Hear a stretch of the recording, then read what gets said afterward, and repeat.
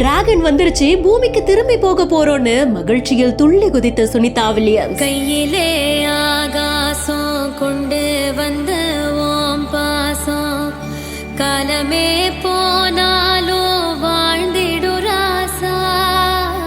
உங்களுக்காக தான் இத்தனை மாதங்கள் காத்திருந்தோம்னு வீரர்களை ஆற தழுவிய காட்சி. போராட பூத்ததே ஆயிரம் பூ சிரிச்சிடு ராசா, துந்திருந்த கேணிலும் பால் சுரக்க கூடுமையா.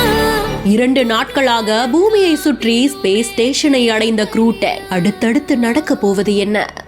உச்சி வெயில் வேளையில உந்து வரும் தூறலொன்று தொண்டையில். இந்திய வம்சாவளி வீராங்கனையான சுனிதா வில்லியம்ஸ் அவர்களும் புட்ச் வில்மோர் அவர்களும் ஒரு வார பயணத்துக்காக விண்வெளிக்கு போய் ISSல தங்கி இருந்து உடனே திரும்பி வர வேண்டியவங்க பல மாதங்கள் கடந்தும் அங்கேயே இருக்க வேண்டிய சூழ்நிலை ஏற்பட்டிருக்கு. குடும்பத்தை பிரிஞ்சு, நண்பர்களை பிரிஞ்சு, ஊரை விட்டு, உலகத்தை விட்டு மனித வாடையே கொஞ்சமா இருக்கக்கூடிய இன்டர்நேஷனல் ஸ்பேஸ் ஸ்டேஷன்ல இருக்காங்க.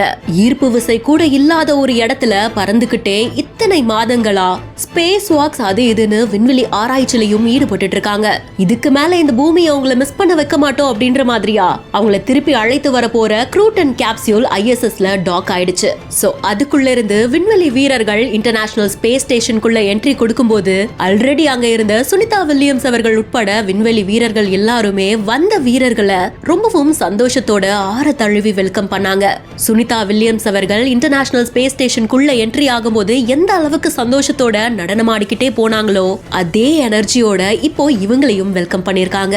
அடுத்து வானிலைக்கு ஏத்த மாதிரியா மறுபடியும் அந்த கேப்சூல் எப்ப வீரர்களோட அன்டாக் ஆகும், சுனிதா வில்லியம்ஸ் அவர்களும் புட்ச் வில்மோர் அவர்களும் எப்ப பூமிக்கு திரும்பி வருவாங்க அப்படின்றதான் எல்லாருமே ஆர்வத்தோட பார்த்துக்கிட்டு இருக்காங்க. அவங்க பத்திரமா பூமிக்கு திரும்பணுங்கிறது தான் பலருடைய பிரார்த்தனையாகவும் இருக்கு. இந்த அப்டேட் குறித்த உங்களுடைய கருத்துக்களை கமெண்ட் செக்ஷன்ல சொல்லுங்க. மேலும் அப்டேட்ஸ்க்கு பிஹைண்ட் நோட்ஸை ஃபாலோ பண்ணிக்கோங்க.